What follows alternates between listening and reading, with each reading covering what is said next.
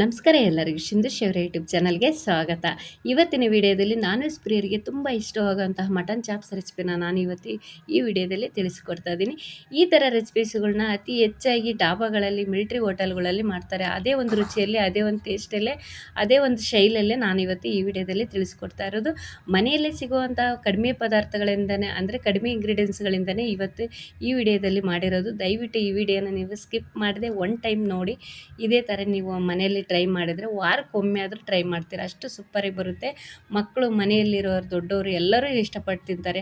ಈ ಥರ ರೆಸಿಪೀಸ್ನೆಲ್ಲ ನೀವು ರೋಟಿ ಜೊತೆ, ಅನ್ನದ ಜೊತೆ ಎಲ್ಲ ಮಾಡ್ಕೊಂಡು ತಿನ್ಬೋದು. ತುಂಬ ಟೇಸ್ಟಿಯಾಗಿರುತ್ತೆ. ಬನ್ನಿ ಮಾಡೋದು ಹೇಗೆ ಅಂತೇಳಿ ನೋಡೋಣ. ಮುಕ್ಕಾಲು ಕೆಜಿಯಷ್ಟು ಮಟನ್ ತೊಗೊಂಡಿರೋದು, ಅಂದರೆ ಎಳೆ ಮಟನು, ಕುರಿ ಮಟನು ಸೂಪರಾಗಿರುತ್ತೆ. ಎಳೆ ಮಟನ್ನಲ್ಲಿ ಮಾಡಿದ್ರೆ ಮಾತ್ರ ಸಖತ್ತಾಗಿ ಬರುತ್ತೆ ಮಟನ್ ಚಾಪ್ಸ್ ಬಂದು. ನೀವು ಮಟನ್ ಇಲ್ಲ ಅನ್ನೋರು ಚಿಕನ್ನಲ್ಲಿ ಟ್ರೈ ಮಾಡ್ಬೋದು. ಇದಕ್ಕೆ ಬೇಕಾಗುವಂಥ ಮಸಾಲೆ ಪದಾರ್ಥಗಳನ್ನು ನೋಡೋಣ ಬನ್ನಿ. ಮೀಡಿಯಮ್ ಸೈಜಲ್ಲಿರುವಂಥ ಟೊಮೊಟೊ ಒಂದು 3 ತೊಗೊಂಡಿರೋದು, 4 ಹಸಿಮೆಣ್ಸಿನ್ಕಾಯಿ, ಸ್ವಲ್ಪ ದೊಡ್ಡದಾಗಿರುವಂಥ ಈರುಳ್ಳಿ 2 ತೊಗೊಳ್ತಾ ಇರೋದು. ಮಸಾಲ ಬಂದು ಒಂದು ಅರ್ಧ ಚಿಪ್ನಷ್ಟು ಕಾಯಿ ತುರಿ ತೊಗೊಂಡಿರೋದು, ಶುಂಠಿ ಬೆಳ್ಳುಳ್ಳಿ, ಅದ್ರ ಜೊತೆ ನಾನು ಮೆಣಸು, ಒಂದು 4 ಮೊಗ್ಗು, ಒಂದು 2 ಇಂಚಿನಷ್ಟು ಚಕ್ಕೆ, 3 ಏಲಕ್ಕಿ, ಪುದೀನ ಮತ್ತು ಕೊತ್ತಂಬರಿ. ಇಷ್ಟು ಪದಾರ್ಥಗಳು ಮಟನ್ ಚಾಪ್ಸ್ಗೆ ಇದ್ದರೆ ಸಾಕು. ಇಷ್ಟು ಕಡಿಮೆ ಇಂಗ್ರೀಡಿಯೆಂಟ್ಸ್ಗಳಂತೂ ಮನೇಲಿ ಸಿಗುತ್ತಲ್ವ, ಇಷ್ಟು ಮಾಡಿದರೆ ಸಾಕು ನೋಡಿ. ಇದಾದ ನಂತರ ನಾನು ಮಿಕ್ಸಿ ಜಾರಲ್ಲಿ ಹಸಿ ಕಾಯಿ ತುರಿ, ಶುಂಠಿ ಬೆಳ್ಳುಳ್ಳಿ, ಅದ್ರ ಜೊತೆ ಮಸಾಲನ ಮಿಕ್ಸಿ ಮಾಡ್ಕೊತಾ ಇದ್ದೀನಿ. ಇನ್ನೂ ಕೆಲವು ಪದಾರ್ಥಗಳನ್ನ ಎಣ್ಣೆಯಲ್ಲಿ ಫ್ರೈ ಮಾಡ್ಕೋಬೇಕು. ಈ ಒಂದು ಮೆಥಡಲ್ಲಿ ನೀವು ಮನೇಲಿ ಟ್ರೈ ಮಾಡಿದ್ರಂತೂ ಸಖತ್ತಾಗಿ ಬರುತ್ತೆ ಮಟನ್ ಚಾಪ್ಸ್. ಹೋಟೆಲ್ಗಳಲ್ಲಿ ತಿಂದಾಗೇ ಇರುತ್ತೆ, ಅಷ್ಟು ಸಖತ್ತಾಗಿ ಬರುತ್ತೆ. ಈಗ ಮಿಕ್ಸಿ ಜಾರಲ್ಲಿ ಮಿಕ್ಸಿ ಮಾಡ್ಕೊಂಡಾಯಿತು ನೋಡಿ. ಈ ಥರ ನೀರು ಹಾಕ್ತೇನೆ ತೆರೆಯಾಗಿ ರುಬ್ಕೊಂಡ್ರೆ ಸಾಕು. ಈಗ ನಾನು ಸೈಡ್ ಇಟ್ಟಿರ್ತಾ ಇದ್ದೀನಿ. ಈಗ ಟೊಮೊಟೊ, ಈರುಳ್ಳಿ ಮತ್ತು ಹಸಿಮೆಣ್ಸಿನ್ಕಾಯಿ, ಅದ್ರ ಜೊತೆ ಪುದೀನ, ಕೊತ್ತಂಬರಿನ ಎಣ್ಣೆಯಲ್ಲಿ ಫ್ರೈ ಮಾಡ್ಕೊತಾರದು. ಈಗ ನಾನು ಗ್ಯಾಸ್ ಸ್ಟವ್ ಆನ್ ಮಾಡ್ಕೊತಾರದು. ಸಾರಿ, ಗ್ಯಾಸ್ ಇಲ್ಲ, ಹಾಗಾಗಿ ಕರೆಂಟಿನ ಒಲೆಯಲ್ಲೇ ಇವತ್ತು ಅಡುಗೆ ಮಾಡ್ತಾ ಇರೋದು ನಾನು. ಈಗ ನಾನು ಕರೆಂಟಿನಲ್ಲಿ ಆನ್ ಮಾಡ್ಕೊಂಡಾದ್ಮೇಲೆ ಒಂದು ಕಡಾಯಿ ಇಟ್ಟಿರೋದು. ನೀವು ಕಡಾಯಿ ಎಲ್ಲಾದ್ರೂ ನಿಮ್ಗೆ ಯಾವುದು ಅವೈಲೇಬಲ್ ಇದೆಯೋ ಒಲೆಯ ಮೇಲೆ ಆದ್ರೂ ಟ್ರೈ ಮಾಡಿ. ಗ್ಯಾಸಿನ ಸ್ವಲ್ಪ ತೊಂದರೆ ಇದೆ, ಹಾಗಾಗಿ ನೋಡಿ ನಾನು ಎಣ್ಣೆ ಹಾಕಿಬಿಟ್ಟು ಎಣ್ಣೆಲ್ಲೇ ಫ್ರೈ ಮಾಡ್ಕೊತಾ ಇರೋದು. ಸ್ವಲ್ಪ ಒಂದು 4 ಹಸಿಮೆಣ್ಸಿನ್ಕಾಯಿ ಹಾಕಿದ್ದೀನಿ, ಖಾರ ಇದೆ ಅಂಥೇಳಿ. ನೀವು ಬೇಕಾದರೆ ಖಾರ ಇಲ್ಲ ಅಂದರೆ ಸ್ಪೈಸಿ ಇಷ್ಟಪಡೋರು, ಅಂದರೆ ಖಾರ ಇಷ್ಟಪಡೋರು ಸ್ವಲ್ಪ ಜಾಸ್ತಿನೇ ಹಸಿಮೆಣ್ಸಿನ್ಕಾಯಿ ಬಳಸ್ರಿ. ಬಟ್ ಹಸಿಮೆಣ್ಸಿನ್ಕಾಯಿ ಹಾಕಿದಷ್ಟು ಒಳ್ಳೆ ಟೇಸ್ಟ್ ಬರುತ್ತೆ ಮಟನ್ ಚಾಪ್ಸ್ಗೆ. ಈಗ ನೋಡಿ, ಇದಾದಮೇಲೆ ಅಂದರೆ ಎಣ್ಣೆಯಲ್ಲಿ ಸ್ವಲ್ಪ ಹಸಿ ವಾಸನೆ ಹೋಗೋ ಹಾಗೇ ಹಸಿಮೆಣ್ಸಿನ್ಕಾಯಿ ಫ್ರೈ ಮಾಡ್ಕೊಂಡಾದ್ಮೇಲೆ ಅದಕ್ಕೆ ನಾವು ಈರುಳ್ಳಿನ ಕಟ್ ಮಾಡಿರೋಂಥ ಈರುಳ್ಳಿನೂ ಹಾಕ್ತಾಯಿರೋದು. ನಿಮಗೆ ಯಾವ ಒಂದು ಶೇಪಲ್ಲಿ ಬೇಕೋ ಆ ಒಂದು ಶೇಪಲ್ಲೇ ಈರುಳ್ಳಿ ಕಟ್ ಮಾಡಿ. ಈಗ ಸ್ವಲ್ಪ ನೋಡಿ, ಒಂದು ಸ್ವಲ್ಪ ಕಲರ್ ಚೇಂಜ್ ಆಯಿತು ಈರುಳ್ಳಿ, ಅದಕ್ಕೆ ನಾನು ಟೊಮೊಟೊನೂ ಬೆರೆಸ್ತಾ ಇದ್ದೀನಿ. ಟೊಮೊಟೊನೂ ಹಾಕ್ಬಿಟ್ಟು ಆದಮೇಲೆ ನೀಟಾಗಿ ಮಿಕ್ಸ್ ಮಾಡ್ಕೊಳ್ಳಿ. ನಿಮಗೆ ಸ್ವಲ್ಪ ಎಮರ್ಜೆನ್ಸಿ ಇದೆ, ಬೇಗನೆ ನಮಗೆ ಅಡುಗೆ ಮಾಡ್ಕೋಬೇಕು, ಟೊಮೊಟೊ ಬೇಗನೆ ಬೇಯಲ್ಲ ಅಂತಂದರೆ ಸ್ವಲ್ಪ ಉಪ್ಪು ಬೆರೆಸ್ಕೋಬೋದು. ಬಟ್ ನಾನೇನು ಉಪ್ಪು ಬೆರೆಸ್ತಾ ಇಲ್ಲ, ನಿಮಗೆ ಈ ಒಂದು ಐಡಿಯಾ ಇರಲಿ ಅಂತ ಹೇಳ್ತಾ ಇರೋದು. ನೋಡಿ, ಇದೆಲ್ಲ ಬೆಂದಾಯಿತು. ಇದಕ್ಕೆ ನಾನು ಕೊತ್ತಂಬರಿ ಮತ್ತು ಪುದೀನೂ ಆ್ಯಡ್ ಮಾಡ್ತಾಯಿದ್ದೀನಿ. ಇದನ್ನು ನಾನು ಕೊತ್ತಂಬರಿ ಮತ್ತು ಪುದೀನ ಒಂದು 30 ಸೆಕೆಂಡಲ್ಲೇ ನಾನು ಮಿಕ್ಸ್ ಮಾಡ್ಕೊತಾ ಇದ್ದೀನಿ, ಅಂದರೆ ಬೇಗನೆ ಬೇಯುತ್ತೆ. ನೋಡಿ, ನಾವು ಈ ಥರ ಮಿಕ್ಸ್ ಮಾಡ್ಕೊಂಡು ಬೇಯಿಸಿದರೆ ಸಾಕು, ಬೇಗನೆ ಬೆಂದ್ಬಿಡುತ್ತೆ. ಸೊಪ್ಪೇನು ಜಾಸ್ತಿ ಹೊತ್ತು ಬೇಯಿಸೋದು ಬೇಡ. ಈಗ ಗ್ಯಾಸ್ ಸ್ಟವ್ ಆಫ್ ಮಾಡಿಬಿಟ್ಟು ಒಂದು 15 ನಿಮಿಷ ತಣ್ಣಗಾಗಿ ಬಿಡಬೇಕು. ಯಾಕಂದರೆ ಮಿಕ್ಸಿ ಜಾರೇ ಹಾಳಾಗುತ್ತೆ, ಹಾಗಾಗಿ ತಣ್ಣಗಾದ್ಮೇಲೆ ನೀವು ಮಿಕ್ಸಿಗೆ ಹಾಕ್ಕೋಬೇಕು.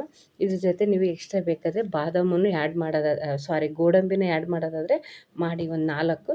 ಬಟ್ ನಾನೇನು ಮಾಡ್ತಾಯಿಲ್ಲ, ನಿಮಗೆ ಟೇಸ್ಟ್ ಇನ್ನೂ ಜಾಸ್ತಿ ಬೇಕು ಅಂದರೆ ಗೋಡಂಬಿ ಆ್ಯಡ್ ಮಾಡಿ.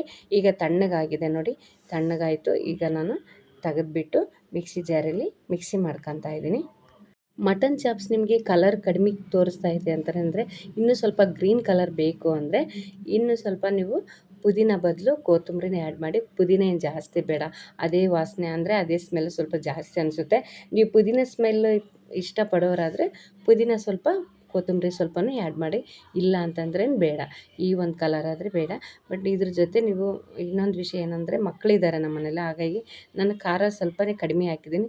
ನಿಮ್ಗೆ ಇನ್ನೂ ಜಾಸ್ತಿ ಹಾಕ್ರಿ, ಹಸಿದಾಗಿ ಹಾಕಕ್ಕೆ ಹೋಗ್ಬೇಡಿ. ಸ್ವಲ್ಪ ಇನ್ನೂ ಸ್ವಲ್ಪ ನೀವು ಉರಿಬೇಕಾದ್ರೆ, ಅಂದರೆ ಎಣ್ಣೆಲಿ ಫ್ರೈ ಮಾಡ್ಬೇಕಾದ್ರೆ ಇನ್ನೊಂದು 2 ಹಸಿಮೆಣ್ಸಿನ್ಕಾಯಿನ ಆ್ಯಡ್ ಮಾಡಿ ಹಾಕಿ, ಸಖತ್ತಾಗಿ ಬರುತ್ತೆ. ವಿಡಿಯೋದಲ್ಲಿ ತೋರಿಸಿರುವಂಥ ಎಲ್ಲ ಪದಾರ್ಥಗಳನ್ನು ಮಿಕ್ಸಿ ಜಾರಲ್ಲಿ ಹಾಕಿ ಆಗಿದೆ. ಈಗ ನೆಕ್ಸ್ಟ್ ನಾವು ಮಿಕ್ಸಿ ಮಾಡ್ಕೊಂಡು ಬರಬೇಕು. ಮಿಕ್ಸಿ ಮಾಡಬೇಕು ಅಂತಂದರೆ ಸ್ವಲ್ಪ ತೆರೆಯಾಗಿರಬೇಕು, ಜಾಸ್ತಿ ನುಣ್ಣಗಿರಬಾರ್ದು. ಇಷ್ಟು ಸ್ಟವ್ ಆನ್ ಮಾಡ್ಕೊಂಡು ಕುಕ್ಕರ್ ಇಟ್ಟಿದ್ವಿ. ಕುಕ್ಕರ್ ಬಿಸಿ ಆಯಿತು. ಅದಕ್ಕೆ ನಾನು ಒಂದು 3-4 ಟೇಬಲ್ ಸ್ಪೂನಷ್ಟು ಅಡುಗೆ ಎಣ್ಣೆ ಹಾಕಿರೋದು. ಅಡುಗೆ ಎಣ್ಣೆಗೆ ಮಟನ್ ವಾಶ್ ಮಾಡಿರೋಂಥ ಮಟನ್ನು ಹಾಕ್ತಾ ಇರೋದು.